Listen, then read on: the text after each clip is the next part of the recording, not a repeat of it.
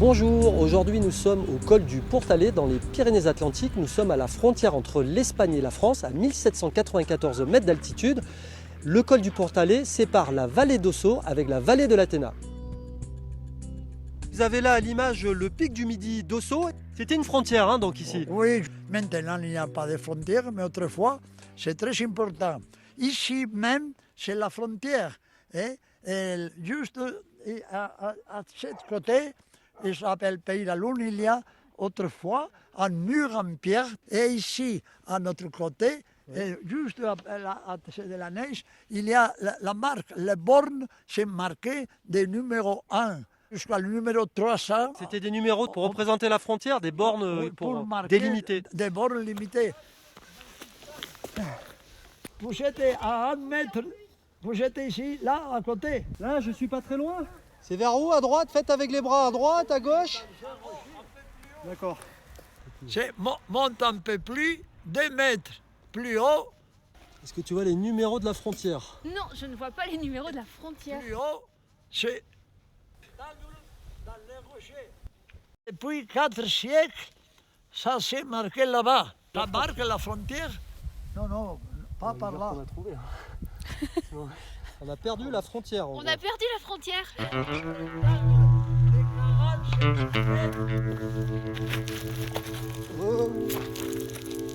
C'est réputé ici pour les ventas. Voilà, les Français viennent beaucoup pour bénéficier des frais de douane réduits, on va dire, sur les produits. Ça fait partie du folklore et du paysage du col, là, ces ventas. Ah oui, on montait ici souvent.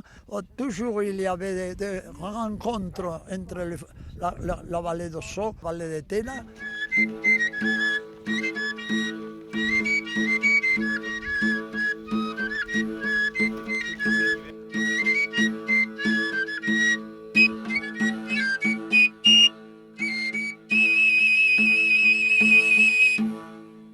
Jean-Luc, racontez-nous un peu ces balades-là. J'essaie, puisque moi je suis enfant du pays, j'essaie de raconter un peu mon histoire, de raconter mon pays au travers d'une petite promenade, d'un petit parcours où je fais à la fois découvrir mes instruments, ce que je fais, et également le pays avec son histoire passée, présente. Là, vous tenez quel genre d'instrument? Alors, c'est un instrument typique du Béarn. Alors c'est un instrument typique sous cette forme, je dirais même de la vallée d'Ossau et du Haut-Ossau.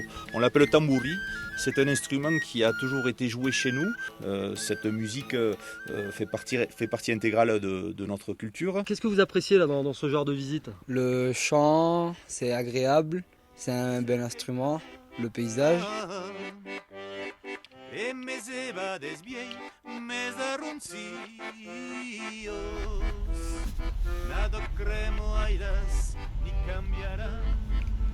Maintenant on va s'arrêter. Elles sont où ces mines? La mine c'est ici. Je vais fermer, vous embêtez pas. Là, nous sommes devant des anciennes mines d'extraction de fluor. Alors, Mariano, parlez-nous un peu de ces mines. Ça date de quelle époque déjà? Ça c'est pas très ancien, à peu près à moitié de siècle, en 1950 quelques. On fabrique quoi à partir de l'extraction du fluor? La NASA des États-Unis, les vitres de fluor, des pâtes fluor, c'est transparent. Et ça peut être arrivé à la chaleur de 1000 et 2000 degrés. Coucou. Et on voit bien sur les parois des petits dépôts. Alors je ne sais pas si c'est de la fluorine, en tout cas il y a des petits dépôts là. Voilà, c'est tout fin là, ça s'effrite. On va peut-être pas trop traîner ici. Merci Mariano en tout cas pour la petite visite historique et pédagogique. Merci à vous pour voir, c'est très joli voir la neige à la montagne. Bon Marianne, ça aurait été dommage de ne pas aller déguster quelques tapas en Espagne, Si proche, on résiste pas à l'appel du tapas. Voilà, bon appétit. Bon appétit.